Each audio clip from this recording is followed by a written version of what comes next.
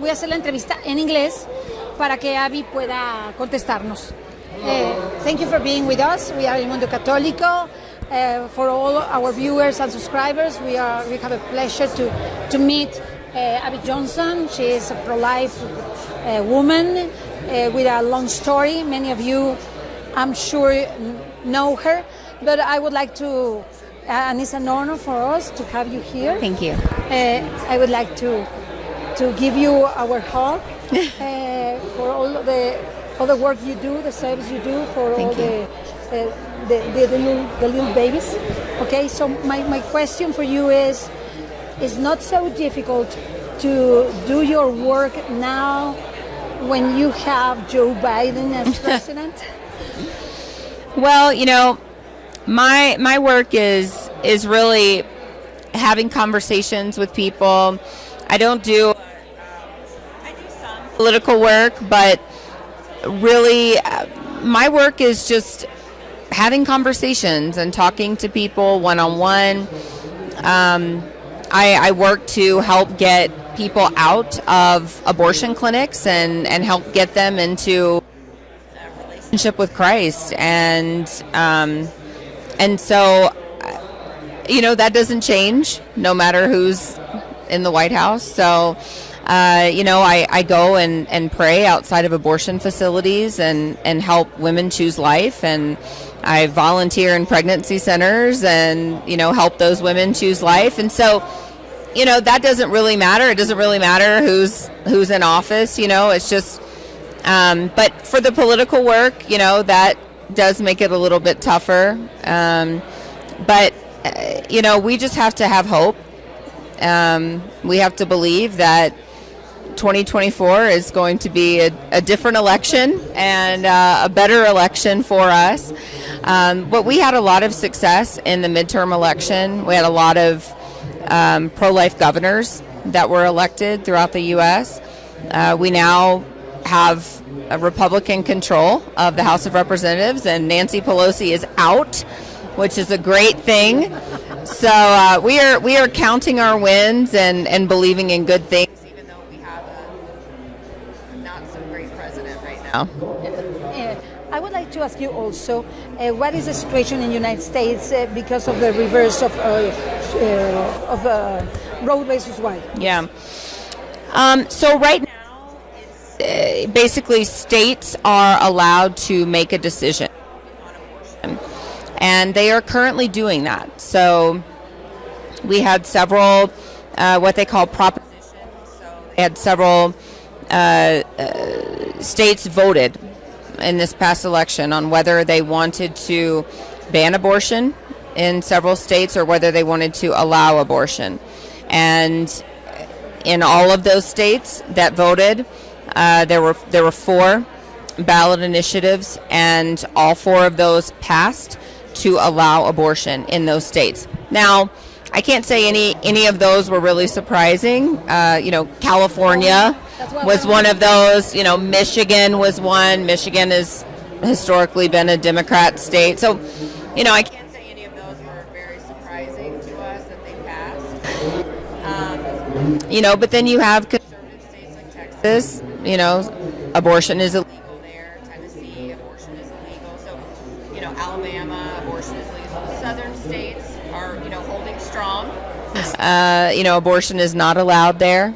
And so, you know, and then, but you look up north, you know, and you look out in Washington and Oregon and California.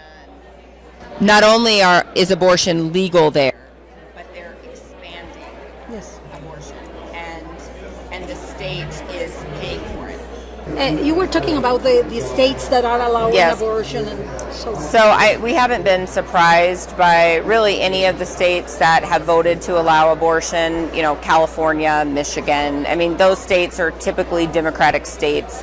New York. I mean, they're expanding abortion. So, you know, now the taxpayers are going to be paying for abortion. They're expanding funding for abortion.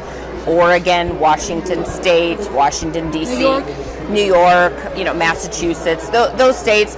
But then you have, you know, states, Texas, Alabama, you know, Tennessee, the southern states, they're holding strong. Abortion is illegal. They're not funding abortion. Things like that. So it's. I think it's going to shake out where you've got, really.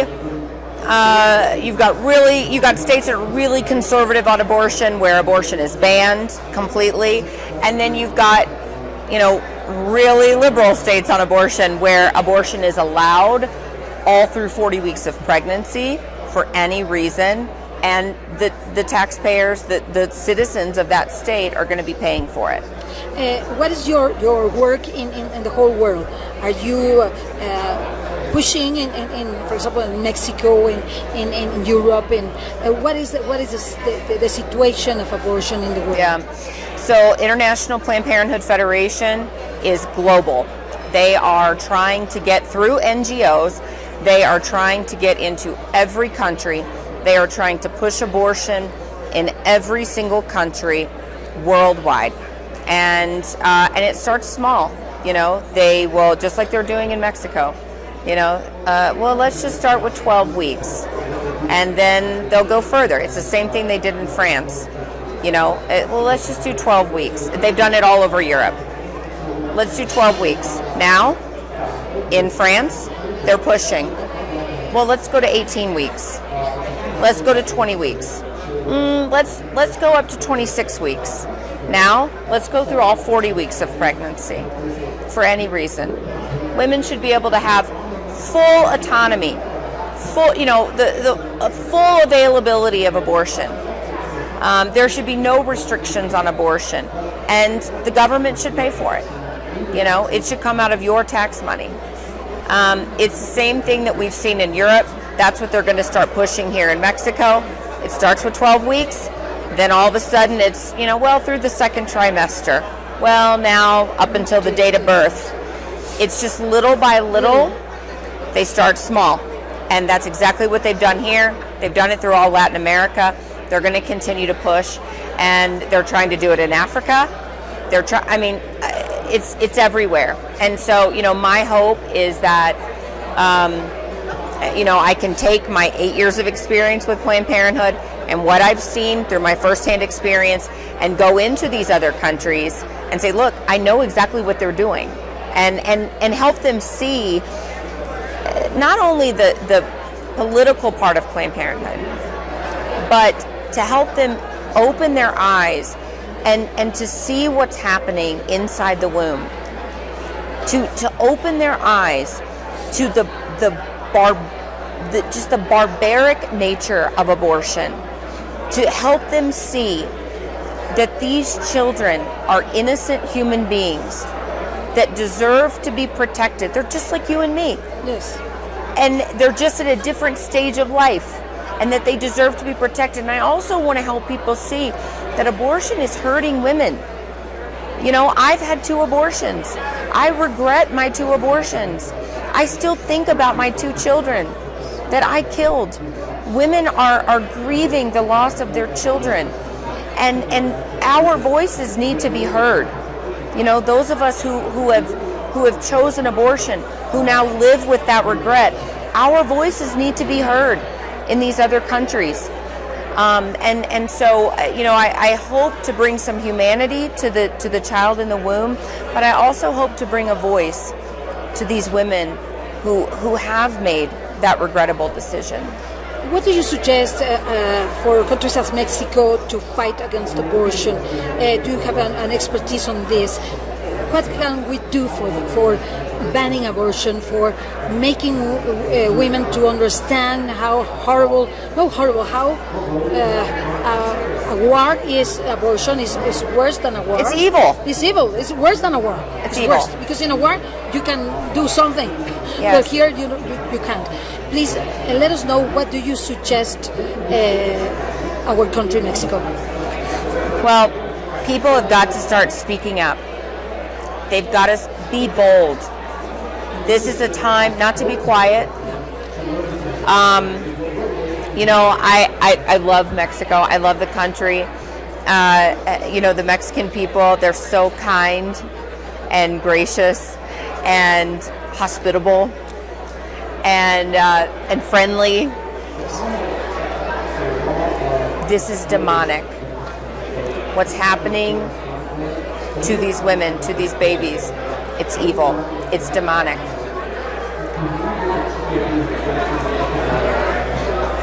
We have to all stop worrying about being nice. Yes. And friendly. Yes.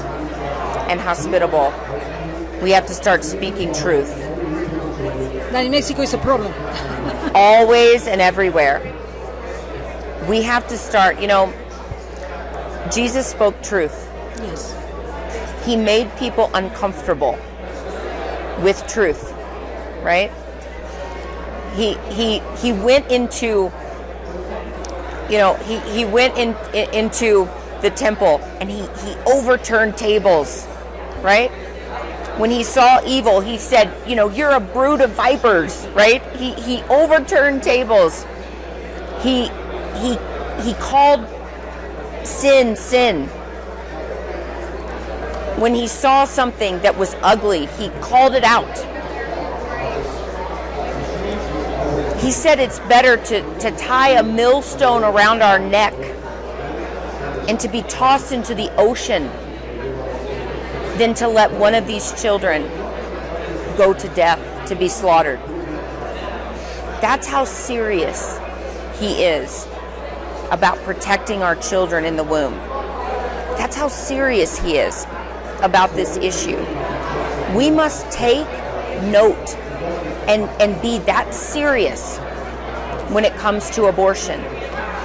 We can't worry about being nice. We can't worry about whether or not we are offending the person we are talking to. We must speak God's truth on this issue. We must get on our social media. Social media can be bad, yes, but it can also be used for good. Yes. It can be a tool for good.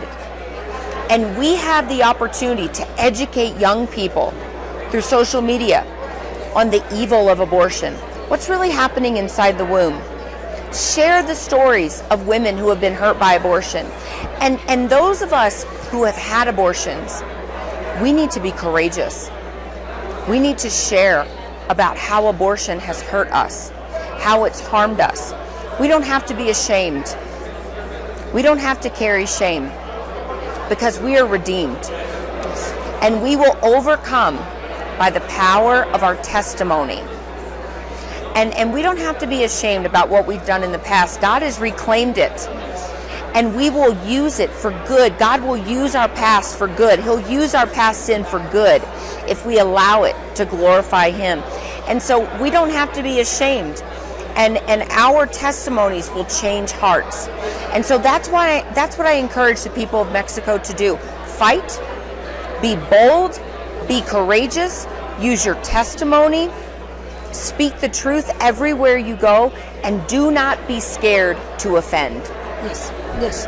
Another thing that I would like to ask you, because I know you have a lot of work to do in this Congress, how can we help women that are pregnant with a bad situation and women that have had abortions on purpose? Okay, say, sure. I don't want my child, yes, and make an abortion.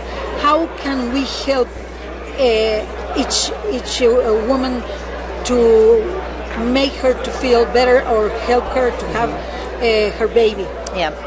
So, the church needs to be a safe place for women who are in crisis pregnancies. Yes. It needs to be a safe place for women who have chosen abortion. Yes. And I don't know what the churches are like here in Mexico, but I know that in the United States, I always encourage priests in the confessional to have material for the woman who has had an abortion and is confessing an abortion. Okay. How do you help her heal from that? Because you can absolve her of her sin. Yes. But then what? How does she heal from that? And the Catholic Church has beautiful resources We have beautiful healing retreats, Rachel's Vineyard, Project Rachel, and those are in Spanish. Okay, that would be wonderful to put. Yes. So them. Yes, and so there are retreats available. Rachel's Vineyard has retreats in Spanish. So is that a resource in the diocese here? If not, get it started. Yes. Someone needs to start that retreat program, in this area. Yes. If it's not already started, get it started. If it's already started, open it up even more. Have more retreats. Yes. There are pregnancy centers. I know that there are pregnancy centers here in Mexico. Maybe there need to be more. We need to be the hands and feet of Christ.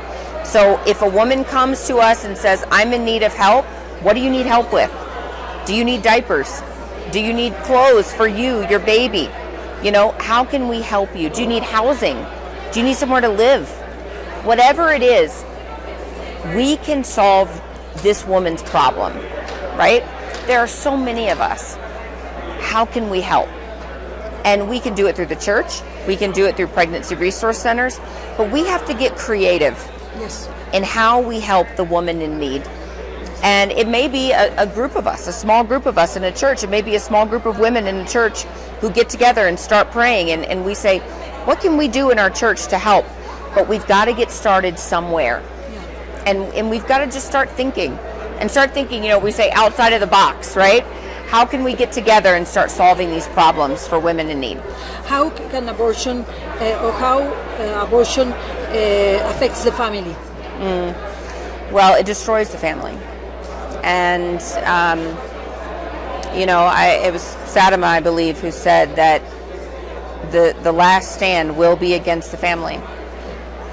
Abortion destroys the family. It destroys marriages. It pits husband against wife. It pits mother against child. Abortion is, I believe, one of the final destroyers of the family. And it tells a woman that she's not strong enough to be a mother. And I think that one of the reasons that we are seeing such a destruction of traditional marriage is because of abortion. Yes. I believe it all ties together. All ties. And because, even in homosexual unions or whatever we want to call them, one of the reasons that homosexuality is so wrong is because it's anti-life. Because there's no possibility for procreation, right? And that's why the homosexual community is so involved with the abortion community. Yes, of course. Because it is profoundly anti-life. They are both profoundly anti-life. It's destruction of families. And we have to see, all of us, particularly as Catholics, we have to understand this. We have to understand that this is all such grave sin that has to be rooted out. Yes. And and that's why we have to take such a strong stand against both. Yes. Because they are both evil and tied together at the root. How can we help men to absorb their responsibility? Yeah, a woman, besides our Blessed Mother, there has never been a time in history where a woman has gotten pregnant without the assistance of a man. So, we need men to rise up. It has been radical feminism that has told men to shut up, that they have no voice in this, and that is a lie. That is a lie from the devil. Men absolutely have a voice. They absolutely have a say in this fight, in this movement.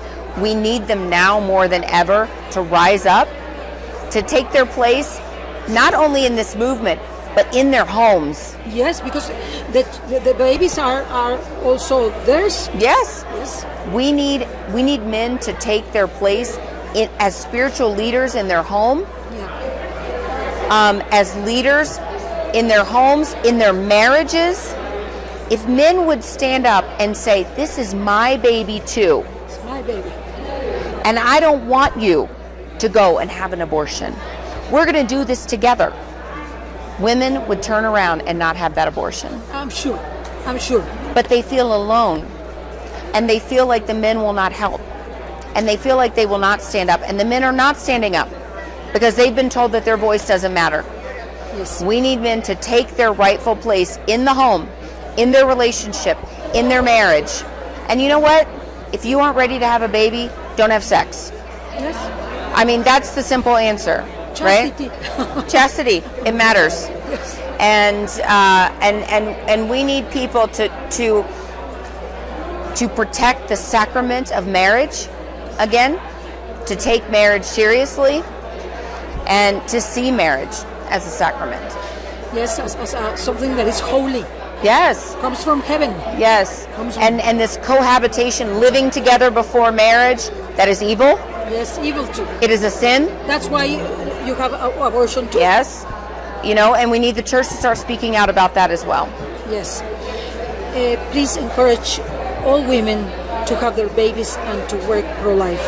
Yes, absolutely. You know, we are given children as a gift. And I believe it's one of the most holy gifts we are given from the Lord. And I imagine that when God creates life, you know, the Bible says that He knows us so intimately. He knows every hair on our head. And I imagine that when He gives us, when He creates life and He puts it in our womb, He does it so carefully. And I imagine that when God creates life, that it brings Him joy. And He gives us this gift, and then we so foolishly and carelessly waste that gift through abortion.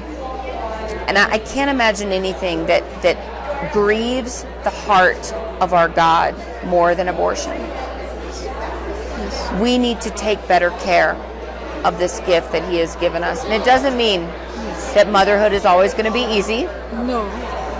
It doesn't mean that motherhood is going to go without struggle. It doesn't mean that we're not going to have challenges. That's not what it means. But God is always with us. He will always care for us. And we have to trust in Him. Jesus, I trust in you. We have to trust in Him always. And we have to protect the gifts that He has given us. The biggest gift is life. Yes. Is life. So precious. Our life. Our life. Yes. Each one's life. Yes. Each one's life. Thank you very much, Ivy, for being with us. You have Mundo Católico open for anything you need.